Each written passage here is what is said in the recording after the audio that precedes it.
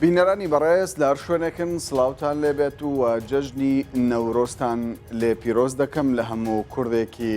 دڵسۆز لە هەموو پێشمەرگێک لە هەموو خەڵکێکی ئازادی خواست لە هەرێمی کوردستان جەژنی نەورۆز پیرۆز دەکەم. من کامەران حاجۆمەر لە گەڵتانم لە پرۆگرامی باسی ڕۆژ. ئەمڕۆ هەوڵ دەدەین باس لە دوو تەوەری گرنگ بکەین. تەوەرێکمان تایبەت دەبێت بە ڕۆڵ و یەکڕزی پەرلەمانتارانی کورد لە بەغدا. پەرلەمانتارانی کورد لە بەغدا چ ڕۆڵێکیان هەیە لە دەستەبەرکردنی بڕیاری سیاسی لە بەغدا بۆ گەڕاندنەوەی مافی خەڵکی کوردستان لە بەغدا و یەکڕزی پەرلەمانتارانی کورد چەندە واقعە لە بەغدا. تەوەری دووەمیشمان تایبەت دەبێت بە ئاڵای کوردستان، هەڵکردنی ئاڵای کوردستان لە پارێزگای کەرکووک وەک دیارە بە پێی بڕیارێکی پارێزگاری کەرکووک کە بڕیارەکە دراوەتە ئەنجومەنی پارێزگای شاری کەرکووک بەوەی ئاڵای کوردستان شان بەشانی ئاڵای عێراق لە دام و دەستگاکانی پارێزگای کەرکووک بە فەرمی هەڵبکرێ. بۆ قسەکردن لەسەر ڕۆڵی پەرلەمانتارانی کورد لە بەغدا ئێستا لە ستۆدیۆی سنتەر بە شێوەیەکی ڕاستەوخۆ میوانداری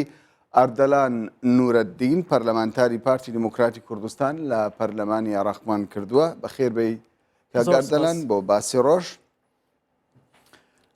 پێم باشە لەوە دەست پێ بکەم لەگەڵ ئەوەی کە ڕۆژ لە دوای ڕۆژ کێشەکانی نێوان هەرێمی کوردستان و بەغدا بەرفراوانتر دەبێت، کێشەکان زەختر دەبن، بەغدا زێدەتر ماف و قوتی خەڵکی کوردستان دەبڕێت. ڕۆلی ئێوە لەم کێشانە چییە؟ ئەوەی کە دەبیندرێ، ئەوەی کە هاوڵاتی هەستی پێ دەکات، ڕۆلی پەرلەمانتارانی کورد لاوەچی بۆ زۆر لاوەکی. بەڵێ بەلای خۆی گەورە و مێرەبان، ڕێسڵام بۆ بەڕێستان و بۆ گشت بینەرانی کوردستان 24 و جژنە پیرۆزە لە هەموو هاوڵاتیانی کوردستان دەکەم. طبعا سەبارەت بە ڕۆلی پەرلەمانتار دیارە بەپێی نیزامی داخلی ئەنجومەنی نوێنەرانی عێراق و بەپێی دەستوری عێراقی ڕۆلی پەرلەمانتار لە دوو لایەنەوە بەدی دەکرێت. ئێمە ڕۆلێکی تەشریعیمان هەیە لەگەڵ ڕۆلێکی ڕقابی چاودێریکردن. لە ڕۆلە تەشریعیەکە ئێمە چەندین یاسا دەرچووە لە ماوەی ئەو سێ ساڵێک کە ئێمە بەردەوام لە ئەنجومەنی نوێنەرانی عێراق بووینە چەندین یاسا دەرچووە. بێگومان هەندێک لەو یاسایانە لە بەرژەوەندی هەرێمی کوردستان بووە، هەندێکیان لە دژی بەرژەوەندیەکانی هەرێمی کوردستان بووە. ئەوەی کە ئێمە کردومان تاوەکو ئەمڕۆ چەندین لەو یاسایانە هەوڵمان داوە ئەو ئیتفاقیەی کە دەکرێت لە نێوان حکوومەت و بەغدا بە تایبەت لە بواری بودجەوە بودجەی عێراقی ئەو ئیتفاقیانەمان هەمووی چەسپاندووە لە ناو یاساکانی بودجە. بەڵام نەبوونی تەنسیقێکی تەواو لە نێوان هەردوو حکوومەت و نەبوونی ئەو متمانەیە لە نێوان هەردوو حکوومەت وای کردووەکەوە نە حکوومەتی هەرێمی کوردستان پابند بێت بەو ئیتفاقیەوە، نە بەغداش پابند بێت بە یاساکەی بودجەوە ئەو بەشە بودجەیە بنێرێت بۆ هەرێمی کوردستان. بۆیە ئەو ناکۆچیانەی کە لە هەرێمی کوردستان هەبووە بەداخەوە ئێمە لە سەرەتا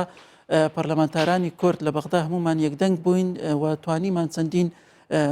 چەندین شتی بەهێز ئەنجام بدەین لە بەغدا، چەندین یاسای بەهێز دەربکەین لە بەغدا کە دەق و دەق بگونجێت لەگەڵ حاڵەتی هەرێمی کوردستان. بەڵام پاش ئەو گۆڕانکاریانەی کە لە هەرێمی کوردستان کرا، پاش ئەو ناکۆچیانەی کە دروست بوو لە هەرێمی کوردستان لە نێوان لایەنە سیاسیەکان، بینیمانکەوە پەرتەوازەیی کەوتە ناو پەرلەمانتارانی بەغدا و ئەو بابەتە بەزەقی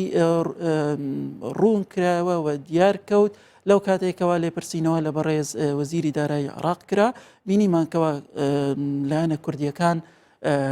لەگەڵ ئەو لێشاوە بوون کە لە دژی بەرژەوەندیەکانی کورد لە دژی یەک لە وەزیرەکانی کورد دەنگیاندا. لەو کاتەوە ئیتر تەنسیقێک نەما، هاوپەیمانێتیەک نەما. ینی لە کاتی لێپرسینەوە وەزیری دارایی عێراق یەکەمین خاڵ بوو لەوەی ڕنگدانەوە بوو، یەکەمین ڕنگدانەوەی ناکۆچیەکانی هەرێمی کوردستان بوو لە بەغدا. لەو کاتەوە ئێمە بە زەقی بینیمان کەوا ئیتر کورد لە بەغدا یەکدەنگ نییە. ئێمە ناتوانین بڵێن 65 دەنگین لە ناو پەرلەمانی بەغدا. ئێمە ئێستا هەر حزبە و هێزی خۆی دیارریە کە بۆ نمونە پارتی 28 ئەندامە و یەکێتی 21 ئەندامە و گۆڕان 9 ئەندامە ئیتر بەو شێوازەیە. ئێستا دەتوانین بڵێن ئێستا ینی پەرلەمانتارانی کورد ناتوانن پێیان بڵێن ئەمان نوێنەرایەتی کوردەکەن لە بەغدا بەڵکو نوێنەرایەتی حزبەکانیان دەکەن لە بەغدا؟ بەڵێ بێگومان طبعاان هەر پەرلەمانتارێک جگە لەوەی نوێنەرایەتی حزبەکەی خۆی دەکات نوێنەرایەتی گەلەکەی خۆشی دەکات. لێرەدا جیاوازیەک هەیە لە نێوان ئەو دوو حالەتە. ئێمە بۆ نمونە ناتوانین وەکو پەرلەمانتار جگە لەوەی کە لە ڕێڕەوی حزبی خۆمان دەربچین ناتوانین لە بەرژەوەندیەکانی هەرێمی کوردستانیش دەربچین وەکو پارتی قسە دەکەم ناتوانین لە بەرژەوەندیەکان دەربچین و ئەوەشمان ڕەنگی داوە لە چەندین خاڵ یەک لەو خاڵانە بابەتی یاسای حەشدی شابی کە ئێمەی پارتی دەنگمان نەدا بۆ ئەو یاسایە بەڵام لایەنەکانی تر چوونە ژوورە و دەنگیاندا یاسای بوجە لە یاسای بوجە بە هەمان شێوە ئێمە دەنگمان نەدا بەڵام ئەوانی تر دەنگیاندا بەم یاسایە. ئیتر ئەو خەلەلانە کە دروست بوو لەو نێوەندا وای کردکەوە ڕێی کورد یەک ڕێی نەبی و ڕێیەکی بەهێز نەبێت لە ناو پەرلەمانی عراق ڕنگدانەوەیەکی بەهێزی نەبێت بلاکەس ئێستا ئەمە هەندێک لەلایەنە کوردیەکان لە بەغدا دەبینین ئەوەندەی لەگەڵ سیاسەتەکانی مالکین ئەوەندە لەگەڵ سیاسەتی کورد نین و بەرژەوەندیەکانی کورد و حکوومەتی هەرێمی کوردستان لەلایەن گرنگ نییە. پەرلەمانتارانی سەر بە پارتی لەوە دڵنیایی کە هەمویان دەنگیان بە یاسای حەشدی شابی نەدا لە پەرلەمان؟ هەر وەک باسم کرد طبعاً وەکو تەوجیهێک نەبوو سەبارەت بە یاسای حەشدی شابی من وەکو خۆم هەرچەندەکە لە ژوورۆژ بووم لە کاتی تێپەڕاندنی یاساکە بەڵام ئامادە نەبووم دەنگ بە 1 دقی ئەم یاسایە بدەم و ڤیددیوەکەش تۆمارە بەڵام هەندێک لە برادرانی ئێمە بەڵێ هەندێک لە برادرانی ئێمە وەکو گوتم تەوجیهێکی ڕسمی نەبوو بەوەی کەوا دەنگ بدەن یان دەنگ نەدەن هەندێک لە برادران قەناعەتیان هاتووە کە پێویستە ئەو یاسایە هەبێت کە حەدی ئەقل وەکو قەناعەتی ئەوان برادرانی پارتی مەبەستمە پێیان باش بوو کەوا منەظەم بکرێت ئەو حەشدەیە منەظەم بکرێت لە ناو یاسایەک و ئەو یاسەیە ڕێکیان بخات باشترە لەوەی کەوا جێشێکی ئەشوایی بن هەروەک کە هەیە ئێمە ڕێیمان لەسەرەوەی بوو کەوا هەر نەمینێت ئەو زێشەیە ئیضمەحلال بکات کۆتایی پێبێت ئیتر هەر یەکەو بەپێی بیر و بۆچوونی خۆی. باشە ئەگەر لەسەر مەسەلەی یاسای حەشدی شابی تەوجیهێکی سیاسی نەهات بێت لە هەولێر بەڵام لەسەر پرسەکانی دیکە بۆچی کورد یەک دەنگ نین یەک ڕەنگ نین ئەنی لە کاتێکدا هەموو جارێک حزبەکان بازدەوە دەکەن بەرژەوەندی خەڵکی کوردستان لە ئەولەویەتی کارەکانی ئەواندایە. بەڵێ طبعاً ئەم بابەتە پێویستی بەشیکردنەوەی زیاتر هەیە و ئەگەر زیاتر ڕوونی بکەمەوە دەبێت بچمە سەر یاسای بودجەی ساڵی 2017 کە بۆچی ئێمەی پارتی دەنگمان نەدا بەو یاسایە بۆچی لایەنە سیاسەکانی تر چوونە ژوور و دەنگیاندا بەو یاسایە. لێرە خەلەلەکانی ئەو یاسایە خەلەلی زۆر گەورە بوون جگە لەوەی کە تەوجیه هات لەلایەن حکوومەتەوە نەک لەلایەن حزبەوە لەلایەن حکوومەتەوە حکوومەتیش بریتیە لە هەموو لایەنە سیاسیەکان کە بەشدارن لەو حکوومەتە جگە لە برادرانی گۆڕان کە بەشدار نین لە کاتی ئێستادا لە حکوومەت بەڵام تەوجیهاتێک هات لە حکوومەت دەبێت ئەو خاڵانە جێگیر بکرێت لە ناو یاسای بودجەی عراقی پاشەوەی ئێمە نەمانتوانی خاڵەکان جێگیر بکەین ویستمان فشارێک دروست بکەین کە حەدی ئەقل نیساب دروست نەبێت لە ناو ئەنجومەنی نوێنەرانی عراق بەڵام بەداخەوە لایەنە سیاسەکانی تر چوونە ژوورە و دەنگیاندا خەلەلەکانی ئەو یاسا ئێستاوە بەرووبوومەکەی دەردەکەوێت چەند ڕۆژێک بەر لە ئێستا وەزارەتی سەحە نووسراوێکی کردیە بۆ سەرۆکی ئەنجومەنی وەزیرانی عراق داوای لێ دەکات کە بەشە بودجەی عراق لە داو دەرمان ببڕێت بەڵام ئێمە هیچمان پێ ناکرێت چونکە یاساکە دەنگی لەسەر دراسەکەم ئەوەیە بۆچی کورد یەک ڕیز نییە لە بەغدا هۆکارەکان چین؟ هۆکارەکان وەکو ئاماژەم پێدا هۆکاری سەرەکی ئەو ناکۆچیانەیە کە لە نێوان لایەنە سیاسیەکانە لە هەرێمی کوردستان ئەو ڕەنگی داوە لە بەغدا و نەبوونی هاوپەیمانیەتیەکی کوردستانیە لە بەغدا ئێمە لە سەرەتادا هەوڵماندا ئەو هاوپەیمانیەتیە دروست بکەین لەگەڵ هەموو لایەنە سیاسەکان پەیوەندیمان کرد کاکە دەبێت وەکو ساڵانی ڕابردوو وەکو خولەکانی ڕابردوو دەبێت هاوپەیمانیەتیەکی کوردستانی هەبێت تاوەکو یەک دەنگ بین هەمومان وەلەو هاوپەیمانیەتیە دەرنەچین بەڵام پاش ئەوەی کەوا پارتی ڕازی بوو کەوا پۆستی جێگیری سەرۆکی پەرلەمان بدات بە گۆڕان لەو کاتەوە ئیتر یەکێتی ئەو سەرۆکی هاوپەیمانێتی بەی خۆی دەزانی بەڵام ئێمە پاش ئەوەی کە ئەو پۆستەماندا بە گۆڕان دەبواە هاوپەیمانێتەکە بۆ پارتی بێت کەچی ئەوان ڕازی نەبوون ئەو هاوپەیمانێتیە دروست بکەن لەژێر سێبەری یاخۆت سەرکردایەتیەکی پارتی لەوێندەر بۆیە ئەوە بووە گەورەترین هۆکار بۆ ئەوەی هاوپەیمانیەتەکە دروست نەبێت هەوڵماندا لە ڕێگەی هەندێک کەناڵەوە بۆ نمونە بابەتێکی گروپێکی ڤایبەرمان دروست کرد و چەندین هەوڵماندا کە هەموو یاساکان بە تەوافق یەکەم جار لەلایەنی خۆمانەوە دیراسەتی بکەین هەموو کوردەکان ئەو جە دواتر لەناو پەرلەمان دیراسەتی بکەین تاوەکو فشارەکە بەهێزتر بێ بەڵام بەداخەوە ئەو فشارەیەش یاخود ئەو ڕێگایش سەری نەگرت بۆ ینی باش ئەوەی کە گوتم ئەو کێشانەی نێوان لایەنە سیاسەکان لە هەرێمی کوردستان دوانیە کێشەکانی نێوخۆی هەرێمی کوردستان کە زێدەتر وەک دەبیندرێ کێشەی حزبین زێدەتر حزبەکان ینی وەکو خەڵک دەیبینێ لەسەر دەستەڵات و لەسەر کورسی و لەسەر بەرژەوەندی حزبیە زێدەتر بەم شێوەیە پێناسە دەکرێت ئەمە شتێکی هەڵە نییە ینی ئەم کێشانە لەسەر حیسابی خەڵکی کوردستان بێت لە بەغدا ینی ئێوە لە بەغدان لەگەڵ پێکاتەکانی دیکەن ینی چێبڕچێ دەکەن بۆی مافی گەلی کورد دەستە بەر طبعا ئێمە نەدەبا لە بەغدا بەو شێوازە بین و کارکردنی کورد دەبا جیاواز بێت لە بەغدا لەگەڵ کارکردن لە پەرلەمانی کوردستان و بیدا زۆر هەوڵماندا کە ئەو کێشانی لە هەرێمی کوردستان نەگوازرێتەوە بەغدا ئێمە لەوێندەر زۆر هەوڵماندا بەسەردان بێت بە علاقاتی ینی تاکە و تاکیش بێت هەوڵی ئەوە بدەین کەوا ڕێگری بکەین لەوەی کەوا ماڵی کورد پەرتەوازە ببێت بەڵام بەداخەوە ئەو بابەتە هەر سەری هەڵدا و هەر ئەو پەرتەوازیە دروست بوو کێشەکە لەوە دانیە بەڕای من ئاساییە هەر حزبێک وەکو گوتت جۆرێک لە بیرکردنەوەی هەیە بەڵام ئەو کێشانێک کە تایبەتن بە هەرێمی کوردستان نەدەکرا ببتەمای ناکۆچی لە نێوان لایەنە سیاسی کوردیەکان بۆ نمونە ئێستا ماوەیەک بەر لە ئێستا یاسای مەجالسی محافظە قانون انتخاباتی مەجالسی محافظات هاتە ناو پەرلەمان ئێمە هەموو لایەنە سیاسەکان لەگەڵەوە بووین کەوا کەرکووکیش استیثنا نەکرێت جارێکی تر بۆیە ئەوە سەدایەکی زۆر گەورەتری دروست کرد چونکە ئێمەش لەگەڵ ئەوە بووینکەوە کەرکووک استیثنا نەکرێت و کەرکووک وەکو پارێزگایەکانی تر انتخاباتی تێدا بکرێت و چیتر بەو شێوە ناشەرعیە نەمینێتەوە کەوا مەجلیسی محافظە لە ڕێگەی داعینەوە بێن ببێتە دیارە هەڵویستی فراکسیۆنەکان لە ڕابردوودا هەموو دیارەوە تەنانەت خەڵکی کوردستانیش ئاگادارن لەسەر تەواوی ئەو پرۆژانەی کە فراکسیۆنەکان چۆن هەڵویستیان هەبووە سەبارەت بە بودجە سەبارەت بە حەشدی شابی لێپرسینە لە وەزیری دارایی ئەوەی کە ئێمە دەمانەوێت باسی لێوە بکەین بۆ داهاتوو ئێستای فراکسیۆنە کوردستانیەکانە لە بەغدا زەڕورە ئێوە لە بەغدا بمینێنەوە لە کاتێکدا کە ناکۆچێکی زۆر هەیە لە نێوان فراکسیۆنە کوردیەکان مانەوەی ئێوە هیچ سوودێکی هەیە؟ بەڵێ سەرەتا ئێمە مانەوەمان یاخود نەمانەوەمان یان گەڕانەوەمان هەمووی لەژێر دەستی قیادەی سیاسیە هەر کاتێک قیادەی سیاسیان حکوومەتی هەرێمی کوردستان بڕیارێکی لەو شێوازەیدا ئێمە یەکەم گەڕێنەوە هەرێمی کوردستان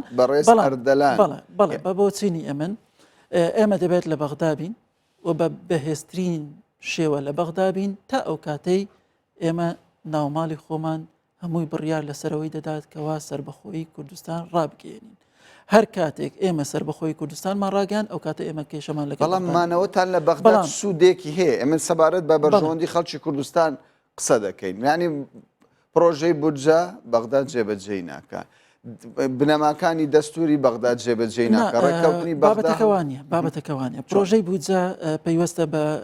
ڕێککەوتنی نێوان هەردوو حکوومەت هەر کاتێک ئێمە باشترین دەق کە لە ناو پرۆژەی بودجەماندانە و چەسپاندومانە 3 ساڵ بریتیە لەوەی کەوا بابەتەکە اختیاری بێت شەرعیەتێکمان داوەتە فرۆشتنی نەوت لە ڕێگەی حکوومەتی هەرێمی کوردستانەوە بەبێ ئەوەی بگەڕێتەوە بۆ بەغدا ئەگەر هاتو ئەو نەوتەیە لە بەرژەوەندی خۆی بوو ئەوە بۆ خۆی دەمینێتەوە ئەگەر هاتو پێویستی کرد بیدات بەغدا ئەو کاتە بودجەکەی خۆی لە بەغدا وەردەگرێت یعنی ئێمە بە یاسا ڕێکمان خست کە مافی هەرێمی کوردستانە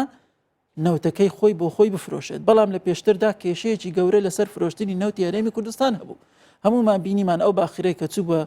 تێکساس و چوو بە کەناراوەکانی ئەمریکا بە شێوەیەک مامەلەی لەگەڵ کراوە چەندین ئالوگۆڕی لێکرا یاڵە تاوەکو لە دواتر توانیمان بیفرۆشین بەڵام ئێستا حکوومەتی هەرێمی کوردستان بە شێوەیەکی ئاشکرا نەوتەکەی خۆی دەفرۆشێ و حکوومەتی بەغدا ناتوانێت بەجواب بێت لەسەر ئەو نەوتەیە ئەوە قازانجی یاساکانی بودجەی عراق بوو کە لەو ساڵانە دەرچووە بەڵام پابەند نەبوونی هەر حکوومەتێک بە ئیتیفاقەکە ڕێگر نابێت لە بەردەم ئەوەی کەوا لایەنەکەی تر ئەگەر پرۆژەیەک تەنانەت پەسەند کرابێش بەڵام نەچێتە چوارچەوەی جێبەجێکردنەوە چ مانایەکی دەبێت؟ نا ئێستا یاسای بودجە لە جێبەجێکردنە ڕاستە ئەوان بودجەی هەرێمی کوردستان نانێرن بەڵام پشتیان بەو دقەیە بەستووە کە هەرێمی کوردستانیش داهاتەکەی خۆی نانێری بە بەغدا کە هەرێمی کوردستان ئامادە نییە داهاتەکەی خۆی بنێرێت بۆ بەغدا بێگومان بەغداش بەشە بودجەی هەرێمی کوردستان نانێرێت ئەو معلوم و ئاشکرایە بەڵام کێشەکە لەوە نییە کێشەکە لەوەیە ئەو پارانەی کە دەهات بۆ حکوومەتی هەرێمی کوردستان لە ساڵانی ڕابردوو بوو بریتی بوو لە سێ جۆرە نەفقات نفقاتی سیادی کە 170 نفقاتی سیادی بەر حکوومەتی هەرێمی کوردستانیش دەکەوت و 170 نفقاتی حاکیمە بەر حکوومەتی هەرێمی کوردستان دەکەوت و 170 نفقاتی ئەتیادی بەر حکوومەتی هەرێمی کوردستان دەکەوت ئەوەی کە ئێستا بووتە کێشە نفقاتی سیادی لێ دەربینە جگە لە نفقاتی سیادی نفقاتی حاکیمەمان هەبوو کە ئەوەی بۆ دا و دەرمان دانرابوو بۆ موادی غیزایی دانرابوو بۆ کڕینی گەرم و جۆی جوتیاران دانرابوو بۆ هەیئەی حەج مساعداتەکانی هەیئەی حەج و ئەوانە دانرابوو ئەوەیە کە ئێستا بەغدا خەریکە ئەوەش ببرێت لە مقابلی ئەوەی کە حکوومەتی هەرێمی کوردستان نەوتەکەی نانێرێت بۆ ئەو پشتی بە یاسای بودجەی ئەم ساڵ بەستاوە مادەی 8 فقرە یەکەم کە باس لەو حالەتە دەکات کە ئەوە یەکێک بوو لە خەلەلەکانی یاسای بودجەی ئەو ساڵ کە ئێمە داوامان کرد لە هەموو لایەنە سیاسیەکان هۆڵی پەرلەمان بەجێ بێنن و نەچن و دەنگ نەدەن بەو یاسا بەڵام هەرچوون و دەنگیاندا تۆ پێت وایە کێشەکانی نێوان هەولێر و بەغدا کێشەی یاسایین یاخود سیاسین لە کاتێکدا تۆ باسدا ینی زیاتر ئاماژەکان بۆ ئەوێ وەک بڵێ کێشەی یاسایی لە نێوان هەرێمی کوردستان و بەغدا بەڵێ طبعاً هەر کاتێک کە ڕێکەوتنێکی سیاسی لە نێوان دوو حکوومەت دەکرێت یان دوو لایەن دەکرێت ئەو ڕێکەوتنە هیچ قیمەتێکی نابێت ئەگەر بێت و بە یاسا دانەڕێژرێت جا بۆیە من کە پشت بە یاساکە دەبەستم بۆ ئەوەیە کەوا ڕێکەوتنە سیاسیەکە یەکلایی ببێتەوە بێگومان منیش دەڵێم ئەمڕۆ حکوومەتی هەرێمی کوردستان ڕێکەوتنێکی سیاسی لەگەڵ بەغدا بکات بەیانی بوجەکە دەگات بە هەرێمی کوردستان ئەگەر تۆ پێ هەریەکە و سەیری بەرژەوەندی خۆی دەکات ئێمە تەجروبەی بەغدامان کرد وەکو حکوومەتی هەرێمی کوردستان تەجروبەی بەغدای کرد و چەندین مانگ نەوتەکەی تەسلیم بە بەغدا کرد و تەسلیم بە سۆمای کرد بەپێی ئەو ئیتفاقیە بەڵام بینیمان بەغدا 170 نفقاتی فعلی کە دەینێرێت ناگات بە 500 ملیار کە ئەوش ناتوانێت بەشە موچەی هاوڵاتیانی پێ بدرێت فەرمانبەرانی هەرێمی کوردستانی پێدابین بکرێت بۆیە حکوومەتی هەرێمی کوردستان کە لێکدانەوەی کرد بینی ئەگەر بێت و نەوتەکە بۆ خۆی بە شێوەی ڕاستەوخۆ بفرۆشێت ئەو داهاتی دەکەوێتە دەستی زۆر زیاترە لەو داهاتەی کە بەغدا دەیداتین بۆیە بڕیاری ئەوەیدا کە تەسلیم بە بەغدای نەکات ئەوە ئیتیفاقێکە لە نێوان هەردوو حکوومەت و ئێمەش داما ڕشتووە بە شێوەیەکی یاسایی باشە تۆ باست لەوە کرد کە ینی لە زۆر حاڵەتدا فراکسیۆنە کوردستانیەکان هەوڵیانداوە فشار بخەنە سەر پەرلەمان ڕای خۆیان هەبێ بەڕاست ینی فراکسیۆنە کوردەکان توانای ئەوەیان هەیە فشار بخەنە سەر سەرۆکایەتی پەرلەمان لە کاتێکدا ینی زۆرینەی پەرلەمان وەکو دەزانرێت لە دەستی شیعەدایە و هەر بڕیارێک ینی ئەوان چۆنی بخوازن دەتوانن بە زۆرینە پەسەندی بکەن بەڵێ طبعاً هەموو بڕیارێک بە زۆرینە پەسەند ناکرێت ڕاستە زۆرینە لە ڕووی یاساییەوە پەسەندی دەکات بەڵام لە ڕووی جێبەجێکردنەوە ناچێتە بواری جێبەجێکردن وە کێشەی لە دوای خۆیەوە دەینێت یەکێک لەو کێشانە مافی لایەنەکان هەیە کەوا تاعن بگرێت لە بەردەم محکەمە و مافی لایەنەکان هەیە کەوا پابەند نەبێت یاخود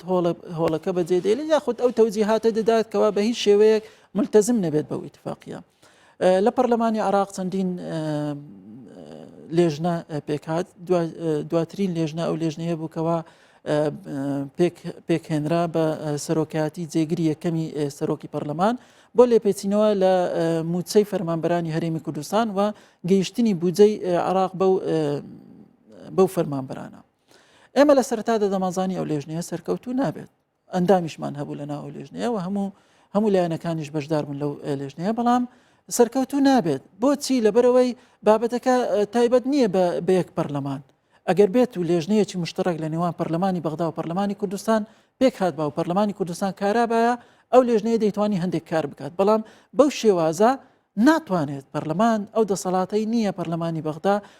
تەنانەت تەوسیەیەکیش لە بۆ حکوومەتی هەرێمی کوردستان دەربکات ماوەیەک بەر لە ئێستا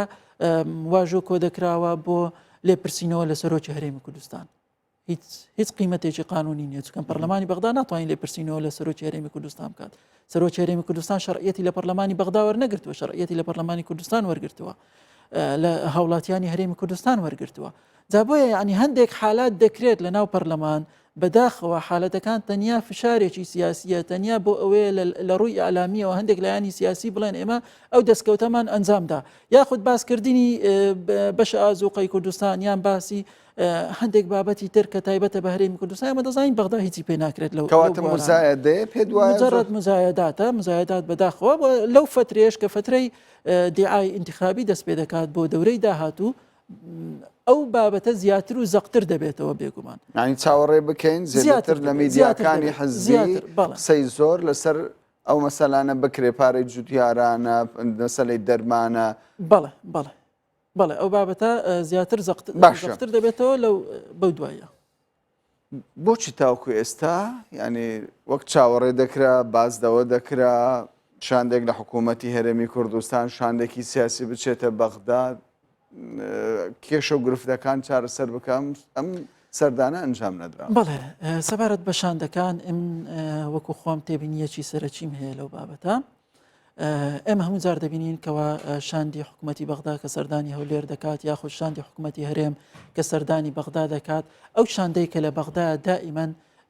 کە پێشوازی لە شاندەکەی هەرێمی کوردستان دەکات دەبینێت چەندین ئەندام پەرلەمان لەو لایەنە سیاسیانەی عەرەبی شیعە یاخود لە سوننەکان بەشدارن لەو شاندانە، بەڵام بەداخەوە ئێمە جۆرێک لە دوورەپەرێزیمان هەیە، ئێمە هیچ ئەندامێکی پارتی دیموکراتی کوردستانیان تەنانەت لایەنە سیاسیەکانی تری کوردیش لەناو ئەو شاندانە نین، بۆیە ئێمە نازانین کە چی دەگوزارێت لەناو حەز بەوە دەکەن کە پەراوێز خراون دەکرێت نوێنەری ئێوەش بەشدار بێ کە زۆر کەس پێی وایە زەڕوڕ بێ. دواتر بابەتەکە بۆ ئێمەشی دەکرێتەوە، بەڵام وا باشە ئێمە لە سەرەتا لەگەڵ دابین لە کۆبنەوەکان لەگەڵ دابین، بۆیە لێرە داوا لە هەر شانێک دەکەم کە لە حکوومەتی کوردستان دەڕوا یاخود لە لایەنە سیاسیەکان دەڕوا بەلایانی کەم 1 2 3 ئەندام پەرلەمانی کوردستانی لەگەڵدا بێت بۆ ئەوەی ئێمە لە ناو پەرلەمان بتوانین ئەو فشارە دروستکەین بۆ ئەوەی ئەو ئیتفاقیانەی کە لەوێ کراوە بەزارەچی کراوە نەنووسراوەتەوەش یاخود شتێکی نووسراو لە دەست نییە، ئێمە بتوانین ئەو فشاران لە ناو پەرلەمان فشار دروست دەکەن، ینی پرسیارەکە لێرەدا ئەوەیە، ینی فراکسیۆنە کوردستانیەکان چۆن دەتوانن فشار دروست؟ ئێمە هەر کاتێک یەکدەنگ بووین لەسەر بابەتێکی دیاریکراوە دەتوانین فشار دروست بکەین. ئێستا نمونەیەکم بۆ جەنابەتی نا سەبارەت بە یاسای انتخاباتی مەجالسی محافظات، مادەم ئێمەی کورد هەمومان یەکدەنگ بووین مەحالە ڕێگە بدەین ئەو یاسای تێپەڕ ببێت ئەگەر ئەو داخوازەی کورد لەگەڵ دانێت. بەڕێز ئەردەنان تۆ باس لە شتێک دەکەی کە خۆی مەحاڵە ئەویش یەکدەنگی کووردە، ئێمە قسە لەسەر ئەوە دەکەین بۆچی پەرلەمانتارانی کورد یەکدەنگ نین یان یەکڕیز نین سەبارەت بە داخوازی و مافەکانی خەڵکی کوردستان؟ بەڵێ من لێرە هەندێک شیکردنەوەمدا یەک لەو شیکردنەوەانە تایبەت بوو بە لایەنە سیاسیەکان ڕاوبۆچینی لایەنە سیاسیەکان لە ناو خۆی هەرێمی کوردستان ئەو ڕەنگی داوە لەسەر ڕاوبۆچینی پەرلەمانتاران لە بەغدا. ئەوە کێشە و گرفتە ئەساسیەکەیە، هەر کاتێک ماڵی کورد لە ناو هەولێر یەخرایەوە بێگومانم کەوا ماڵی کوردیش تلقائیان لە بەغدا ڕێک دەخرێتەوە. ئەوە بابەتی یەکەم. بابەتی دووەم نەبوونی هاوپەیمانێتیەکە بوو، هاوپەیمانێتی کوردستانی و دروست نەبوونی ئەو هاوپەیمانێتیت بوو لە بەغدا. سێمین هەندێک لە لایەنە سیاسیەکان بەداخەوە یعنی دەڵێن بەداخەوە ڕاوبۆچینی حکوومەتی هەرێمی کوردستان لە لای گرنگ نییە و حکوومەتی هەرێمی کوردستان بە حکوومەتی پارتی دەزانێت و خۆی زیاتر نزیک دەکاتەوە لە لایەنە سیاسی عەرەبیەکان و شیعەکان و ئەوەندەی لە کەناڵە شیعەکان قسە بە حکوومەتی هەرێمی کوردستان و ئەو بابەتانێک کە تایبەتن بە هەرێمی کوردستان ئەوەندە ئامادە نییە دیفاع لە بەرژەوەندەکانی هەرێمی کوردستان بکات، ئەوەندەی باس لە کێشەکانی هەرێمی کوردستان دەکات لە سەرۆکاتی هەرێم و لە پەرلەمان و لە بابەتی بودجەی هەرێمی کوردستان و ئەوەندەی ئەو ڕەخنەگیرە لەسەر بودجەی هەرێمی کوردستان و لەسەر موچەی فەرمانبەران ئەوەندە عەرەبە شیعەکە و عەرەبە سوننەکە لەوێندەر ڕەخنەگر نییە، بۆیە ئەمە ئەوە یەکێکی ترە لە کێشەکانمان لە ئەعلامە عەرەبیەکان. باشە دیارە کاتم کەم ماوە، بەڵام دوا پرسیارم بەوە کۆتایی دەهێنم هەندێک پۆستی کورت هەیە لە بەغدا تاوکو ئێستا کە بە بۆشایی ماوەتەوە. بەڵێ طبعا ئەوەش دەمینێتەوە سەر بڕیاری قیادەی سیاسی. ئێمە تاوەکو ئێستا هیچ تەوجیهێکمان بۆ نەهاتووە کەوا چێ ئەو پۆستانە پڕ دەکاتەوە بێگومان 5 پۆستی زۆر گرنگ هەیە هەر پێنجانی پارتی دیموکراتی کوردستانە و ئەو 5 پۆستی ئێستا بەتاڵە وەزیری دارایی وەکیل وەزیری دارایی و ڕئیس ئەرکانی جەیشی عراقی و هەندێک وەکالەتی وەزیرەکانی تر جگەلەوە ئێمە چەندین پۆستی ترمان جێهێشتووە و تەنانەت شەڕیشمان بۆی نەکردووە و داوامان نەکردووە پۆستی پشکێنەرە گشتیەکان کە هەمووی وەکو محاسبەی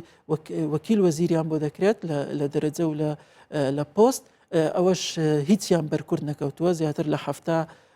مفتشی عام هەیە لە عراق بەڵام هیچیان مانەوەی پۆستەکان بە بۆشایی پێدوانیە ئەوە دەمینێتەوە سەر سیاسەتی هەردوو حکومات بێگومان تاوەکو ئێستا هەرێمی کوردستان یاخۆت سیاسەتی پارتی دیموکراتی کوردستان لەگەڵەوە نییە کەوا کەس پێشنیار بک بۆ ئەو پۆستانە من تەسەوڕ دەکەم لە ئاخر کۆبوونەوەی عەبادی لەگەڵ بەڕێز سەرۆکی هەرێمی کوردستان داوای لە بەڕێز سەرۆکی هەرێمی کوردستان کردووەکەوە کەسانێک دەستنیشان بکە بۆ پڕکردنەوەی ئەو پۆستانە بەڵام حکوومەت پارتی دیموکراتی کوردستان تاوەکو ئێستا هیچ کەسێکی پێشنیار نەکردووە. بەڕێز ئەردەلان نورەدین پەرلەمانتاری پارتی دیموکراتی کوردستان لە پەرلەمانی عێراق زۆر سوپاست دەکەین. سپاس بۆی بەڕێز. بەڕێزان دەچینە وچانێک و دواتریش دەگەڕێینەوە لاتان و درێژە بە تەوەری دووەمی باسی ڕۆژ دەدەین.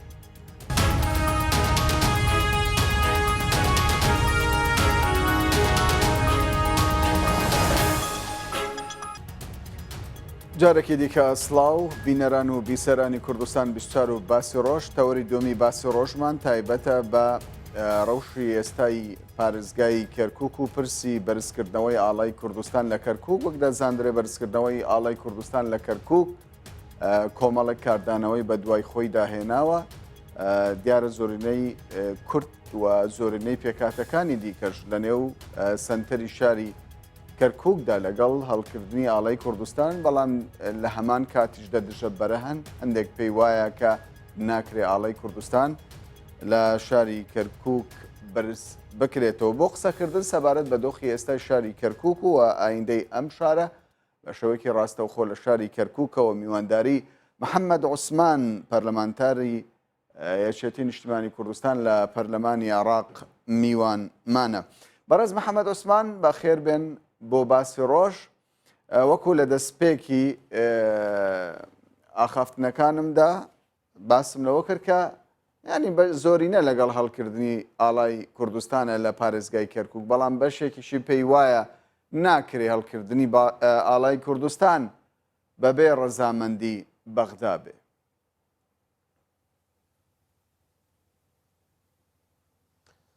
بەڵێ ئەم کاتتان باش لە ڕاستیە ئەوەی کە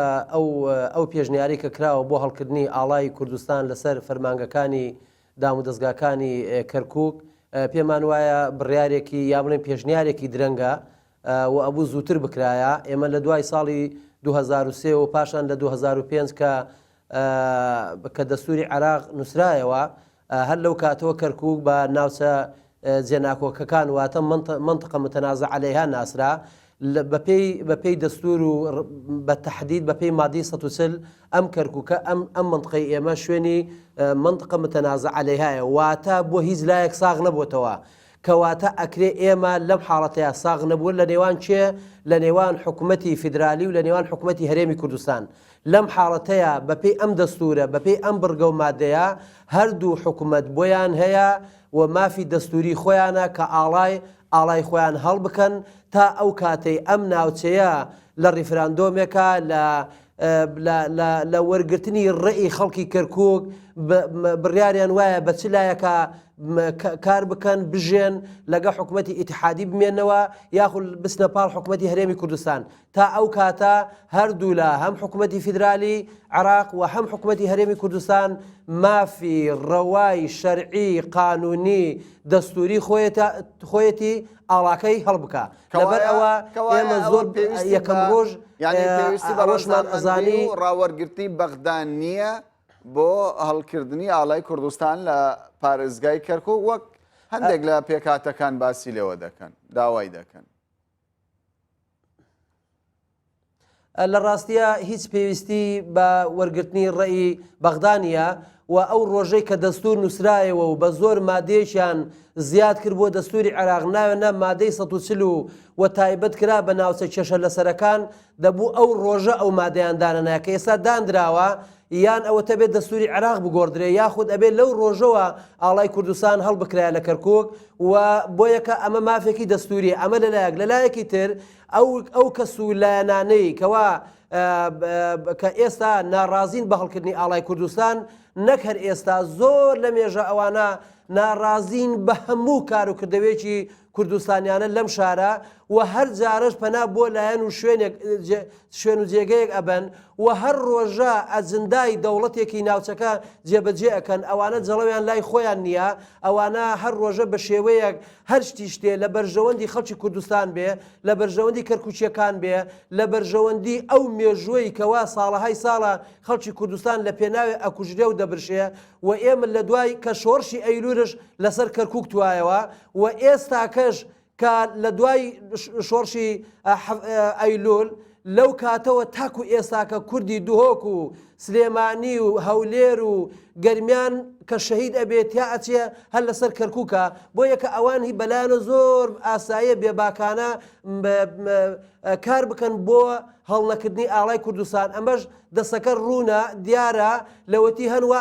کاریان کردووە باشترین نمونەش ئەوەیە کە ئێمە هە 2003 کە داخلی کەرکووک بووین بەبێ ئەوەی خوێن لە لوتی کەسێک بێ یەکسەر بەیانێکان دەرکوتیان ئەوە 6 تورکمان لە کەرکووک کوژرا ئەمە نازانی ئیترە ئەمە هەتاکەی ئێمە هەر چاوەڕێ ئەوە بکەین کە بەرامبەرەکانمان و خەڵکانی تر بێن لەجێ ئێمە کار بکەن لەجێ ئێمە ئاڵا هەڵدەن لەجێ ئێمە ئیستفتا بکەن لەجێ ئێمە تەطبیع بکەن لەجێ ئێمە کەرکووک ڕێخەنەوە ئێمە ناکرێت هەتا دنیاماوە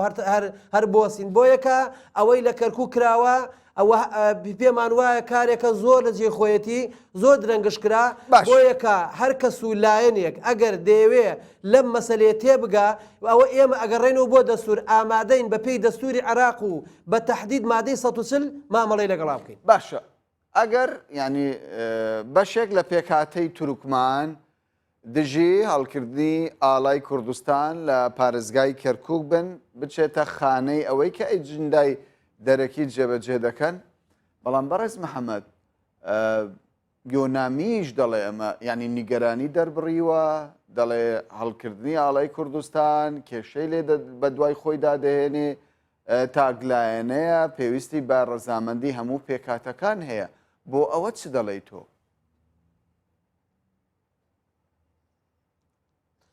بەڵێ ئێمە تەمەن ویدامی خۆشیە ئەوانش لەژێر زەختی چەند دەوڵەتێکی ناوچەکە و هەروەها لەژێر کۆمەڵێ بەرژەوەندی هاوبەشی لە نێوان چەند پێکاتەیەک ئەوە وای لێ کردو ئەوش بەو شێوێک قسە بکە ئەمە بەدیوێکە بەدیوەکەی ترا من تێناگەم یعنی ئاڵای کوردستان لە تورکیا هەڵ بکرێ ئاڵای کوردستان لە ئێران هەڵ بکرێ ئاڵای کوردستان لە بەغدا و لە هەموو شوێنەکان هەڵ بکرێ باشە هۆکار چییە لە کەرکووک نابێ ئەم ئاڵایە هەڵ بکرێ یعنی جگەل لە مەسەلەیەکی سیاسی جگەل لە عەقلیەتێکی شۆڤێنی چەند پێکاتێکی ناوچەکە لەوە زیاتر چی کە ئەبیرن ئێوە ینی بەم ئاڕاستەی کە ئەوان دەیانەوێ بیانوێ کار بڕات تەنانەت نالن هەناسەش بۆ یەکە ئەمە مافێکی ڕەوای میلەتێکە و ئەو کەسانی کە ئەمڕۆکە بمبورە ئەو کەسانەی ئەمڕۆکە کەوا ڕێگرن لە هەڵکردنی ئاڵای کوردستان ئەی بۆ نەهاتن کە کاتێ داعش نەک جارێت چەند جارە پەلەماری ئەم شارەیدا و بە خوێن و ئێسکی گەنجی کورد لە زاخۆ تا خانەقین و خەڵکی کەرکووک تواندرا جوانترین و باشترین بەرگری بکرێ و نێرن ئەم شارە وەکو مووسڵ و دیالە و تکریتی لێبێ ئەی ئەو ڕۆژە ئەمانە لە چۆ بوون بۆ نەهاتن بەرگری لەم شارە بکەن کە لاوی کورد بەرگری لەم شارە دەکات لە کاتی تنگانەیە ئاڵاکەشی هەڵەکە ئەو کە بەرگریشی کردووە لە هەموو کەرکوچەکان لە عەرەب لە تورکمان لە مەسیح هەموو بەرگری کردووە و ئەگەر هێزی پێشمەرگەی قارەمانی کوردستان نەبوایە ئێستا ئەوانەی کە ئەمڕۆکە ڕێگرن لە هەڵکردنی ئاڵای کوردستان ئێستا ماڵ و منداڵەکانن لە دەوڵەتانی ناوچەکە ئەبوو بۆ یەکە دەبێ ئەوان سوپاسگوزاری پێشمەرگە بن و سوپاسگوزاری ئەو ئاڵایەش بن کە خوێنی هەزاران هەزار لاوی کورد و کوردستانیانی لەژێردا ڕژاوە بۆ یەکە ئێستا بەشێک لە کورد و لە عەرەبش کە هەروەکو ئێمە کە خۆمان لە شارەکەین ئاگادارین بەشێکی زۆر لە کورد و لە تورکمان و لە عەرەبش پێخۆشحاڵن کە هەرێمی کوردستان لەگەڵ کەرکووک لەگە هەرێمی کوردستان ئینزمان بکە ئەو دەردەیکەن ئەو شەڕ و ئەو ململانیان و ئەو یەک کوشتنەی کە ئێستا لە عێراق و لە شوێنەکانی تر هەیە هەموو خەڵکی بێزار کردووە بەس تۆزێ حکوومەتی هەرێمی کوردستان هەرێمەکەی خۆمان ئەوەی کە بە خوێن دروستمان کردووە ئەم هەرێمی خۆمان تۆزێ باشتر مامەڵەی سیاسی اقتصادی بکە پێم وایە هەموو کەرکوچیەکان ئەوانەی کە ئەزندای ئەملالا جێبەجێکەن پەشیمانە بنەوە و جاریکە دێن لەگە هەرێمی کوردستان کارەکەن بۆ یەکە ئەو ئاڵایەکی شەرعیە و حەقا و ئێمە ئەم جارە کە چوینە پەرلەمانی عێراق با ئەوەی کە ناڕازیە بابێت لە پەرلەمان مناقەشەمان بکە بزان چۆن لە پەرلەمان بە پێی دەستورەکەی کە ئەوان خۆیان دەنگیان لەسەری داوە خۆیان تەسویتیان لەسەر کردووە کە بووە بە عەقدێکی کۆمەڵایەتی لە نێوان هەموو لایەکمان ئێمە پێ ئەو دەستورە مامەڵاکەین لەبەر ئەوە ئاڵای کوردستان لە کەرکووک لەبان فەرمانگەکانی دەوڵەت لە هەموو شوێنە ڕسمیەکان لە هەموو سەرجادە و سەربانەکان لە سەر گرد بە گردی کەرکووک و ناوچەکە بەڵێ هەڵەدەین ئەبێ بژمینێتەوە هەمووشمان هەموو کەرکوچیەکان بەبێ جیاوازی و هەموو حیزبە کوردستانەکان بێ جیاوازی دیفاع لەو ئاڵایە ئەەکەین ئەو ئاڵای خوێنمانە لەبەر ئەوە ممکن نییە وا بە ئاسانی بە قسە و قسەڵۆکی یا دوو کتە نیشاندانی بنعەبەوە بە ئاسانی واز لەو ئاڵایە بێنین باشە هەڵکردنی ئاڵایی کوردستان لە کەرکووک ینی ناچێتە بواری مزایدەکردنەوە لە کاتێکدا ینی زۆر زار یان خۆشت باست دێەوە کرد کە دەکرا زووتر ئەم هەنگاوە بەهاوێژرابایە ئێستا ئێمە لە دووەم ڕۆژی نەورۆزین ینی پێشنیازەکە بۆەوە بوو لە یەکەم ڕۆژی نەورۆز ئاڵەکە بەرز کرابایەوە ئایا بەڕاست ئێستا لە تەواوی دام و دەستگاکانی پارێزگای کەرکووک ئاڵای کوردستان بەرز بۆتەوە یاخود وەکو شوێنێک وەکو ڕەمزێک لەسەر قەڵای هەولێر بەپێی زانیاریەکانش ینی ئاڵاکە یەک جار بەرز کراوەتەوە نازانم تا ئێستا بەردەوامە یاخودنا ینی ئەو من کورد جددیە لەوە یاخود ئەوە مزایدەیەکی سیاسیە هەر بۆ ڕژاندنی خەڵکە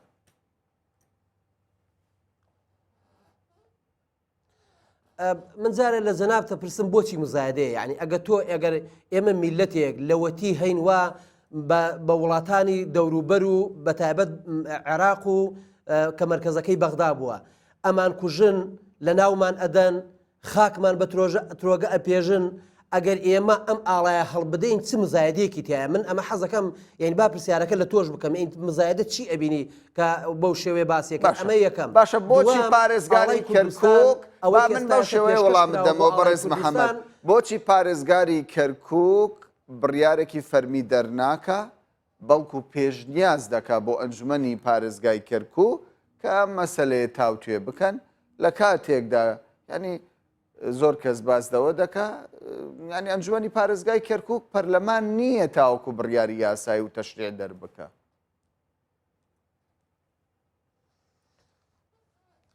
نازان بەداخەوە ینی کاکامەران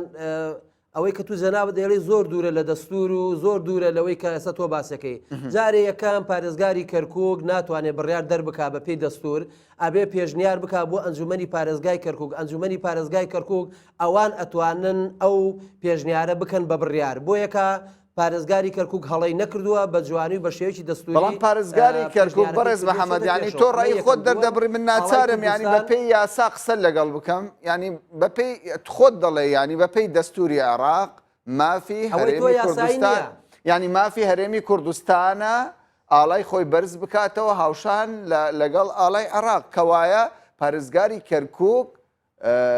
مادەیەکی دەستوری لە بەردەستە دەتوانێت بیکات بە بڕیار طبعا جارێ ئەوەلەن هەروەکو باسمان کرد لە 2023ەوە ئەو مافەمان هەیە کە ئەو ئاڵایە هەڵکەین هەڵدەکراوە ئەمە خۆی لە خۆیان کەم تەرخەمی سەرکردایەتی سیاسی و بەرپرسانی ئەم شارەیە جا ئەگە هەر لایەنێک و هەر حیزبێک و هەر کەسێک بووە لە ڕابردوو هەتا ئێستاش ئەمە بەدیوەکە بەدیوەکەی ترە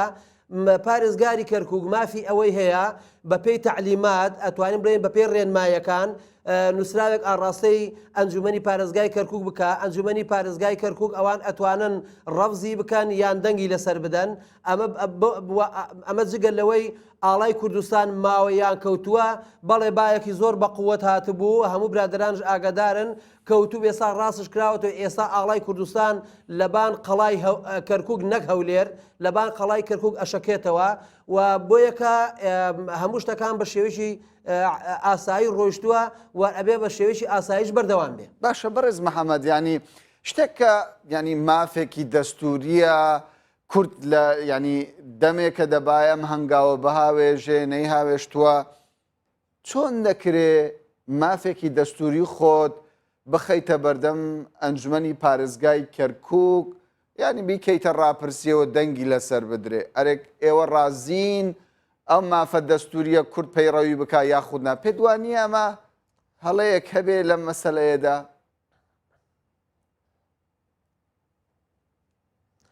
من لە ڕاستیە وردەکاری و تەفاسیلەکەی بۆ ڕۆژگاری دادێ بەجێ دێڵین بەڵام تۆ ئەوە لەبیر نەچێ ئەنجومەنی پارێزگای کەرکووک نوێنەری خەڵکە بە دەنگی خەڵک چوونەتە ئەوێ و ئەوان ئەتوانن هەر بڕیارە لەم شارە بەدەر لە دەستور ئەوان ئەتوانن ڕەفزی بکەن یان کاری پێ بکەن بۆ یەکە پێمان وایە شتێکی ئوسوڵی و قانونی و دەستوریشە کە ئەنجومەنی پارێزگای کەرکووک دەنگی لەسەر بدا و ئێمە لە کۆی 41 کورسی ئەنجومەنی پارێزگای کەرکووک 26 کورسی لستی برایەتی کەرکووکە بۆ یەکە ئەتوانن زۆر بەباشی تێیپەڕێنن و بەبێ ئەوەی هیچ کێشەیەکش دروست بێ چونکە ئێمە ئەگە باوەڕمان بەڕێی بە زۆرینە و کەمینە هەبێ یان باوەڕمان هەر پرۆژێک کە بێتە پێشەوە بە دەنگ لە سەردان هەبێ ئەو کاتە تۆ ئەی خێتە پرۆژەکە خێتە بەردەنگی ئەندامانی ئەنجومەن بۆ یەکە ئەندامانی ئەنجومەن 26 کورسی لستی برایەتیە من دڵنیام هەر 26 ئەندامەکەی لستی برایەتی دەنگ بە هەڵکردنی ئاڵای کوردستانەدا لەسەر فەرمانگەکانی کەرکووک بۆ یەکە من کێشێکی وای تیا نابینم و ئەگەر لایەنێکش بڕووبیانووی هەیە پێم وایە هەربا لە ئێستاکەوە زۆر بە ئاشکرا ئەعلانی بکەن بڵێن ئێمە ڕازینین بەوە بۆ ئەوەی هەموو خەڵک بزانێت چێ لەگەڵ هەڵکردنی ئاڵای کوردستانە چێ لەگەڵی نییە بۆ ئەوەی شتێک بۆ مزایدە نێرینەوە لە نێوان ئەو حیزب و ڕێکخراوە کوردستانەکانی کە ئەوانەی ئێستا لە کەرکووکن چ ئەوانەی دەنگیان لە ئەنجومەنەیە چ ئەوانەی دەنگشیان لە ئەنجومەن نییە بۆ یەکە من پێم وایە ئێستا لە ئێستا تاخیرتر بکرێ دوا بخرێ من پێم وایە غەدرێکی گەورە ئەکرێ وە لە ڕابردوش تا ئێستا کە نەکراوە ئەوەش غەدرێکی گەورە بووە دەبوو زووتر بکرایە. باشە تۆ باز لە زۆرینە و کەمینە دەکەی دەڵێ لیستی برایەتی ینی بەگشتی بڕیار لەسەر ینی پەسەندی دەکات هەڵکردنی ئاڵای کوردستان لە کەرکووک ینی تۆ شتێک داوا دەکەیت بەڕێز محەممەد بە بەردەوام کورد گلەیی لە پەرلەمانی بەغدا دەکات کە زۆربەی جار بڕیارەکانی بەسەر کووردا فەرز دەکات ینی ئێمە بمانەوێ و نەمانەوێت لە کەرکووک پێویستیمان بە پێکەوە ژیانە لەگەڵ توروکمانەکان لەگەڵ عەرەبەکانی ڕەسەنی دانیشتووی پارێزگای کەرکووک وەکو کورد پێ دوایە ئەمە سیاسەتێکی تەندروست بێ ینی تۆ بڵێ ئەوە بڕیاری منە و زۆری نەم لە ئەنجومەنی پارێزگای کەرکووک ئیتر دەبێ ئەمە یەکلایی بکرێتەوە.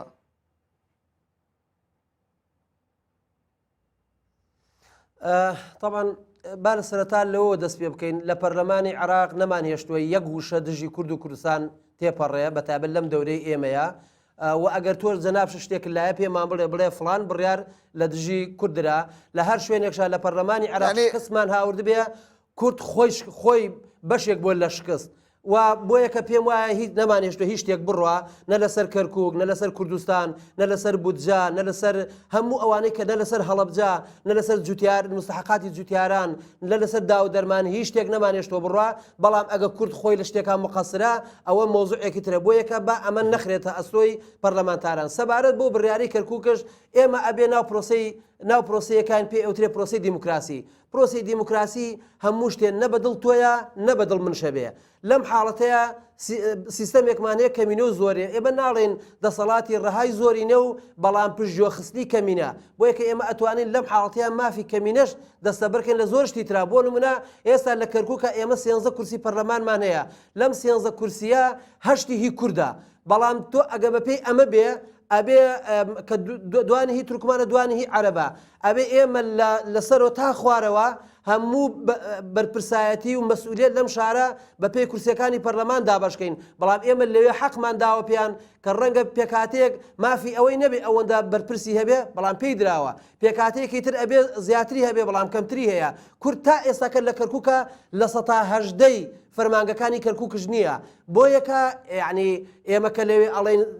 سیستەمی کەمینە و زۆرینا بەڵام لەگەڵ ئەوەشە لێوە مافەکەمان داوە پێیان بەڵام با بزانین مافی کورد لە چۆ دراوە بۆ سیستەما ئەسڵن لە جێشی عراقیە دەبێت لە 125 کورد بێت لە 102 کورد نییە لە بەغا زۆربەی زۆری بەرپرسەکان دەرکرا لە وزارەتەکان بە هەمان شێوە لە دەستەکان بە هەمان شێوە کەواتە ئەوە کوردە تا ئێستاکە بووە بە هۆکاری ئەوەی کە ناوماڵ تێک نەچێت بەو شێ ئیدارەکەین لەگەڵ ئەم عقلێتە شۆڤینێ بۆ گەنانی کە حکمی ئەم وڵاتە ئەکەن زۆر باشە دیارە پرسیاری زۆرم مابوو بەڵام هاوکارانم پێم دەڵێن کاتمان کەمە دوا پرسیارم ئەوە دەبێ هەندێک لایەن بازدەوە دەکەن هەڵکردنی ئاڵای کوردستان مەترسی پێکەوە ژیان نەمانی پێکەوە ژیان لە کەرکووکی لێ دەکەوێتەوە بۆ ئایندە تۆ پێ دوایە ئەمە بۆ چوونێکی ڕاست بێ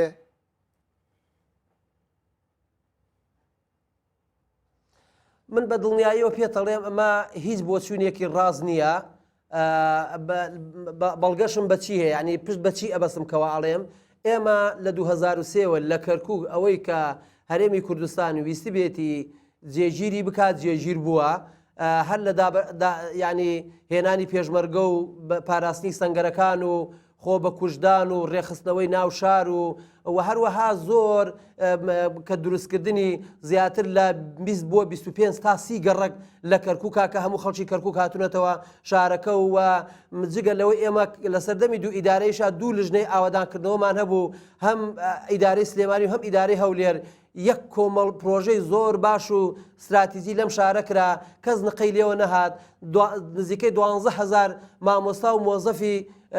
کەرکووک لە هەرێمی کوردستان موچە وەرەگرێ کەس باسی ناکە بۆ یەکە ئێمە هەر شتێ ویستبێتمان بیکەین کە لە چوارچێوەی ئوسوڵی و قانونی و دەستوری بێ بۆمان چۆن پێشەوە بۆ یەکە ئەم ئاڵایەش ئەچێتە ئەو چوارچێوەیە هیچ کێشەیەکی تیان نابین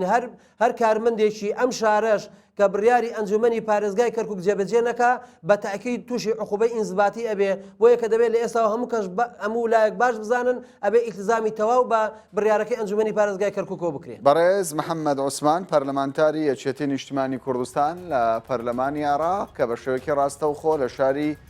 کەرکووکەوە لەگەڵمان بۆی زۆر زۆر سوپاس دەکەین.